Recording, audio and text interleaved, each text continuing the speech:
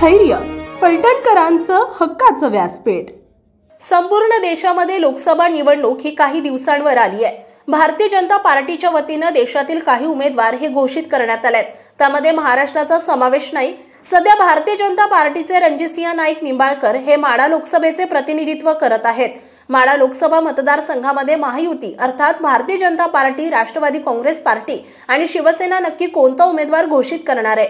विद्यमान खासदार रणजितसिंह नाईक निंबाळकर यांना पुन्हा संधी मिळणार की चेहरा बदलला जाणार याकडे लक्ष लागून राहिलंय। यासोबतच महाविकास आघाडी अर्थात राष्ट्रवादी काँग्रेस पार्टी, शिवसेना, उद्धव बाळासाहेब ठाकरे गट आणि राष्ट्रीय काँग्रेस पार्टी यांचा उमेदवार कोण असणार? राष्ट्रीय समाज पार्टीचे अध्यक्ष, माजी मंत्री तथा आमदार महादेव जानकर हे महाविकास आघाडीसोबत जाणार का याकडे लक्ष लागून राहिलंय। याबाबतचा थोडक्यात आढावा घेतला आहे दैनिक स्थैर्याचे संपादक प्रसन्न रुद्रभटे यांनी। माढा लोकसभा मतदारसंघाची निर्मिती ही सन 2009 साली झाली। यावेळी ज्येष्ठ नेते शरद पवार यांनी माढा लोकसभा निवडणूक लढवली आणि बहुमताने निवडून आले। त्यानंतर सन 2014 साली शरद पवार यांच्या नेतृत्वाखाली विजयसिंह मोहिते पाटील हे माढा लोकसभेवरून निवडून गेले होते। त्यानंतर 2019 साली रणजितसिंह नाईक निंबाळकर यांनी भारतीय जनता पार्टीमध्ये प्रवेश करत माढा लोकसभेवर निवडून गेले आहेत। 2019 साली माढा लोकसभा मतदारसंघावर भारतीय जनता पार्टीचा झेंडा फडकवण्यात खासदार रणजितसिंह नाईक निंबाळकर यांना यश मिळालं होतं। सन 2019 साली लोकसभा निवडणुकीमध्ये खासदार रणजितसिंह नाईक निंबाळकर यांच्या पाठीमागे विजयसिंह मोहिते पाटील यांची भक्कम साथ होती, परंतु आता ती परिस्थिती राहिली नाही। विजयसिंह मोहिते पाटील यांचे पुतणे धैर्यशील मोहिते पाटील हे आता माढा लोकसभा निवडणूक लढवण्यास इच्छुक असून त्यांनी आगामी माढा लोकसभा आपण लढवणार असल्याचं जाहीर केलंय। त्यामुळे भारतीय जनता पार्टी माढा मतदारसंघात कोणाला तिकीट देणार हे पाहण्यासारखं ठरेल। माढा लोकसभा मतदारसंघामध्ये असणाऱ्या फलटण कोरेगाव विधानसभा मतदारसंघात राष्ट्रवादी अजित पवार गटाचे आमदार दीपक चव्हाण आहेत। आमदार दीपक चव्हाण हे श्रीमंत रामराजे नाईक निंबाळकर यांच्या नेतृत्वाखाली कार्यरत आहेत। तर मान तालुक्यात भारतीय जनता पार्टीचे आमदार जयकुमार गोरे प्रतिनिधित्व करतायत।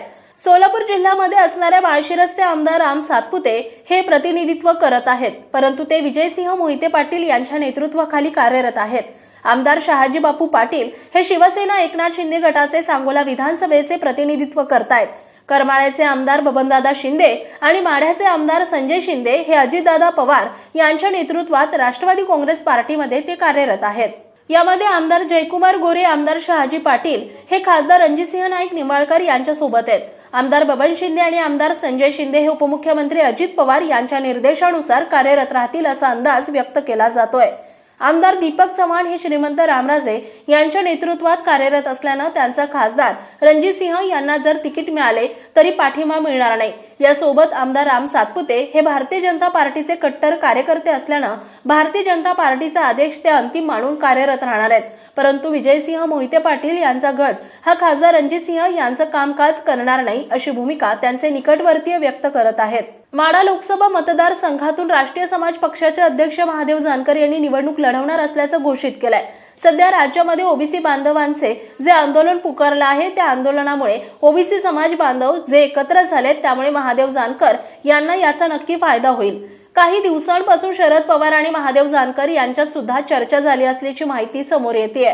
त्यामुळे महाविकास आघाडीमध्ये जानकर सामील होणार का अशा चर्चा सुरू झाल्यात। यासोबतच माजी उपमुख्यमंत्री विजयसिंह मोहिते पाटील आणि महादेव जानकर यांच्या सुद्धा गेल्या काही दिवसात अनेक गाठीभेटी झाल्यात। त्यामुळे आगामी काळात महायुतीचा उमेदवार कोण असणार यावर महाविकास आघाडीचा उमेदवार ठरणार आहे का? महाविकास आघाडीचा उमेदवार कोण असणार यावर महायुतीचा उमेदवार ठरणार आहे का? अशा चर्चा सध्या सुरू आहेत।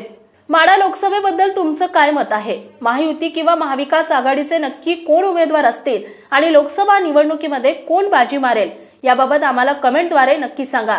लाईक करा आणि दैनिक स्थैर्याच्या YouTube चॅनलला सबस्क्राईब नक्की करा आणि हो, बेल आयकॉन प्रेस करायला विसरू नका। आपल्या परिसरातील ताज्या आणि महत्त्वाच्या बातम्या पाहण्यासाठी स्थैर्य न्यूज चॅनलला YouTube वर सबस्क्राईब करा आणि बेल आयकॉन प्रेस करा।